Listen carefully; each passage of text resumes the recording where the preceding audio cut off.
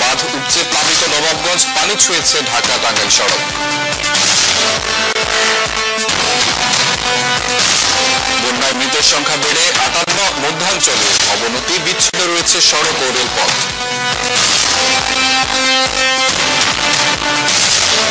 টেকনাফ সীমান্ত দিয়ে আবারও ঢুকছে রোহিঙ্গা, আশ্রয় বাণিজ্য তৎপর শক্তিশালী দালাল চক্র।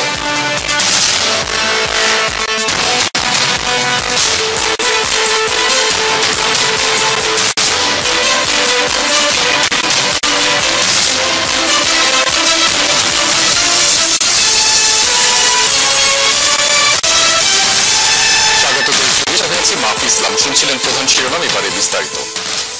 দেশের 63 জেলায় সিরিজ বোমা হামলার একযোগ কাজ। 2005 সালের এই দিনে সকাল 10:30 থেকে বেলা 11টার মধ্যে দেশের 63টি জেলায় একযোগে বোমা হামলা চালায় নিষিদ্ধ জঙ্গি সংগঠন জামায়াতুল মুজাহিদিন বাংলাদেশ জেএমবি। একযোগ পেরিয়ে এই ঘটনায় সারা দেশে দায়ের হওয়া 159টি মামলার বিচার হয়নি এখনো। মহিম মিজানের প্রতিবেদনে বিস্তারিত। একযোগে দেশের 63টি জেলার 500টি জায়গায় বোমা হামলা চালিয়ে নিজেদের অস্তিত্বের জানান দিয়েছিল জেএমবি। 2005 সালের 17 আগস্টের পরপর আরো বেশ কয়েকটি হামলা চালায় এই জেএমবি। সেই সব হামলায় বিচারক, আইনজীবী, পুলিশ, সরকারি বেসরকারি কর্মকর্তা সহ প্রাণ হারান 33 জন। তবে 17 আগস্টের ঘটনায় 159টি মামলা হলেও নিষ্পত্তির অপেক্ষায় 66টি মামলা। সিরিজ বোমা হামলার পর তারা যে আলটিমেটাম দিয়েছিল তার ভিত্তিতেই পরবর্তীতে তারা সুইসাইডাল অ্যাটাক করে এবং আমাদের জাজেস, অ্যাডভোকেটস এবং পুলিশ এই তিনটা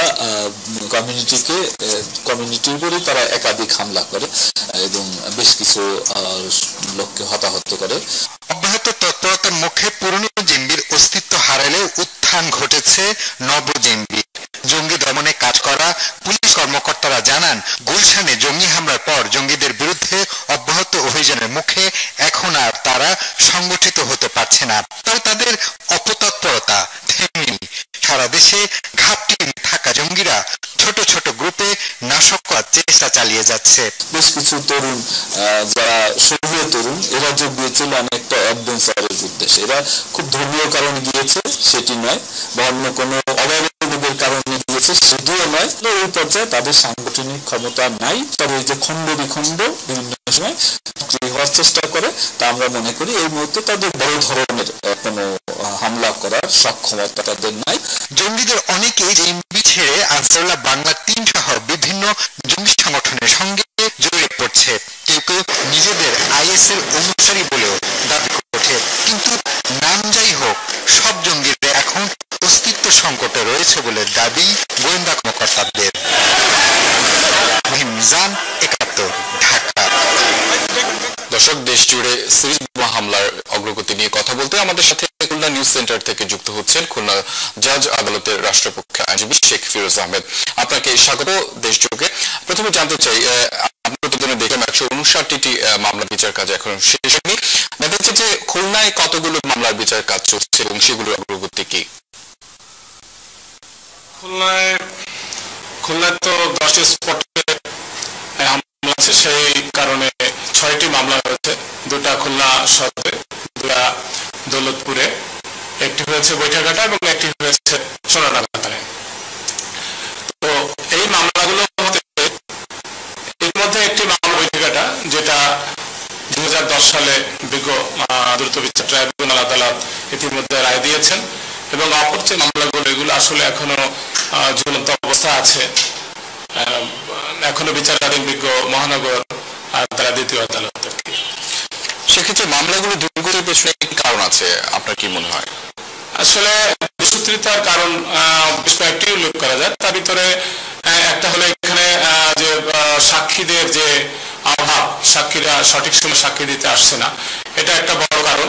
আমাদের মামলায় এই মামলাগুলো আসলে এই সাক্ষী না আসার কারণে একটা বড় ধরনের সময় অপচয় হচ্ছে এবং এই খুলনায় বিশেষ করে আসলে যে বিচারকরা বিচার করবেন, সব বিচারকরা তারা এই জঙ্গি মামলায় বিচার করতে পারবেন না। যারা করবেন তারা ছিলেন না, যেমন মহানগর দীর্ঘদিন মহানগর বিজ্ঞ মহানগর তারা জজ ছিলেন না। তারপরে আমাদের বিজ্ঞ মহানগর যুগ্ম 1, যুগ্ম 2 এখানে অনুপস্থিতি ছিল বিজ্ঞ বিচারকের, যে কারণে আসলে মামলাগুলো বিচার হতে পারেনি এবং এটা 2 বয়স নয়, বছরকে বছর ধরে এই যে সাক্ষীর কথা বললেন আপনি, আরেকটি বিষয় আপনার কাছে জানতে চাই যে যারা এই মামলার আসামি তারা কি সবাই গ্রেপ্তার হয়েছে? আসলে যারা সবাই এই মামলায় তারা সকলে গ্রেপ্তার হয় নাই, কিছু আসামি বাকি আছে। জি, আপনাকে ধন্যবাদ আমাদের সাথে যুক্ত হওয়ার জন্য। দর্শক, খুলনা নিউজ সেন্টার থেকে যুক্ত হয়েছিলেন খুলনা জজ আদালতের রাষ্ট্রপক্ষের আইনজীবী শেখ ফিরোজ আহমেদ। জানাচ্ছিলেন সারা দেশে জেএমবির সারা দেশের একযোগে বোমা হামলার যে ঘটনা ঘটেছিল সেটার সম্পর্কে কথা বলছিলেন আমাদের সাথে। এদিকে নোয়াখালীর সোনাইমুড়িতে মাজারের খাদেম সোনা মিয়াকে হত্যার কথা স্বীকার করেছে আটক যুবক ইলিয়াস ও সুজন। এরই মধ্যে পুলিশ তাদের কাছ থেকে হত্যায় ব্যবহৃত ছুরিটি উদ্ধার করেছে। পুলিশ বলছে তারা কোনো জঙ্গি সংগঠনের সদস্য কিনা সেটি খতিয়ে দেখা হচ্ছে। বুধবার রাতে হটগাঁও গ্রামে জবাই করে মাজার শরীফের খাদেম সোনা মিয়াকে হত্যা করা হয়। মিজানুর রহমানের তথ্য ও ছবি নিয়ে প্রতিবেদন। সোনাইমুড়ির নদনা ইউনিয়নের হাটগাঁও গ্রামের মৌলভী আফজল পাটোয়ারি দরবার শরীফ, সেখানে ৩৫ বছর ধরে খাদেমের দায়িত্বে ছিলেন নিহত সোনা মিয়া। সোনা মিয়ার স্ত্রী জানান, বুধবার মাগরিবের নামাজের পর মোমবাতি কেনার জন্য তাদের বাসায় আসে দুই যুবক। খাদেমকে অনুরোধ করে তাদের সঙ্গে মাজারে যাওয়ার জন্য। সোনা মিয়া তাদের সঙ্গে বের হওয়ার মিনিট ৫ পরেই তাকে হত্যার খবর শোনা যায়।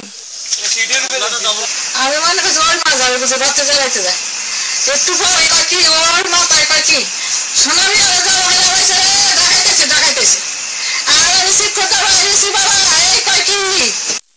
পালিয়ে যাওয়ার সময় ইলিয়াস ও সুজনকে ধরে গণপিটুনির পর পুলিশে যায় স্থানীয়রা। আমরা কখনো এলাকাতে দেখি না, এখন শুনতেছি এদের বাড়ি আশেপাশে কোথাও নাকি আছে। আমাদের মনে হয় জঙ্গি আর কি, জঙ্গি টঙ্গি বা ওরকম জঙ্গি যায় না, ওরকম জঙ্গি আমরা কখনো দেখি। তাদের কাছ থেকে হত্যায় ব্যবহৃত ছুরি উদ্ধার করেছে পুলিশ। তারা কোনো জঙ্গি সংগঠনের সদস্য কিনা সেটিও খতিয়ে দেখা হচ্ছে। এটা কাটলারিস টাইপের ছুরি, যেটা আমরা কি বলে সোর্স কলকাতার জন্য যে ছুরিটি ব্যবহার করে ওরকম দুটো ছুরি ছিল। সেই ছুরিটাকে একটা স্টেপ করেছে, একটা স্টেপ তার গলায় লেগেছে এবং সেটাকে সেই গলায় লাগার কারণে ওটা সে স্পট দিয়ে দিচ্ছে। প্রাথমিক জিজ্ঞাসাবাদে দুই হত্যার কথা স্বীকার করেছে। দুজনের বাড়ি নদনা ইউনিয়নের শাকতলা গ্রামে। বনশ্রী হালদার, ৭১। এই বিষয়ে আরো খবর জানাতে নোয়াখালী থেকে আমাদের সঙ্গে যুক্ত হচ্ছেন সহকর্মী মিজানুর রহমান। মিজান, নিশ্চয়ই শুনতে পাচ্ছেন আমাকে। ঠিক কি কারণে এই হত্যা করা হচ্ছে আমরা এরই মধ্যে জানতে পেরেছি। আটক দুজন স্বীকার করেছে হত্যার কথা। তাদের কাছ থেকে কি পুলিশ জানতে পেরেছে হত্যার কারণ? বলছিলেন যে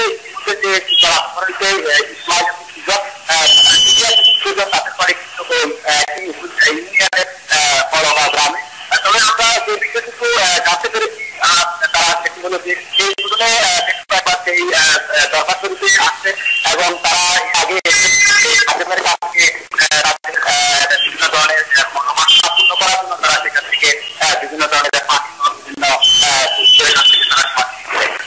তবে এখনো পর্যন্ত আসলে কি কারণে এই খাদ্য সংস্থা করা হয়েছে সেটা আইন শৃঙ্খলা বাহিনীর সদস্য আমাদেরকে নিশ্চিত করতে পারেনি। আমরা রাতে বেশ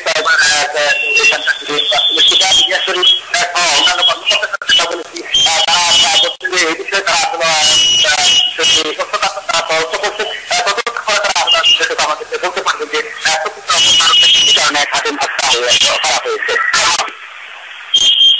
আমাদের সাথে যুক্ত হওয়ার জন্য আপনি খোঁজ রাখুন, নিশ্চয়ই পরবর্তীতে এই বিষয়টি নিয়ে আপনার সাথে আমরা আবারও যুক্ত হব। দর্শক, নোয়াখালী থেকে যুক্ত হয়েছিলেন সহকর্মী মিজানুর রহমান, জানাচ্ছিলেন সেখানে খাদেমকে হত্যার বিষয়ে সঠিক খবর। দুযোগে এবার বিরতি, ফিরছি কিছুক্ষণ পর।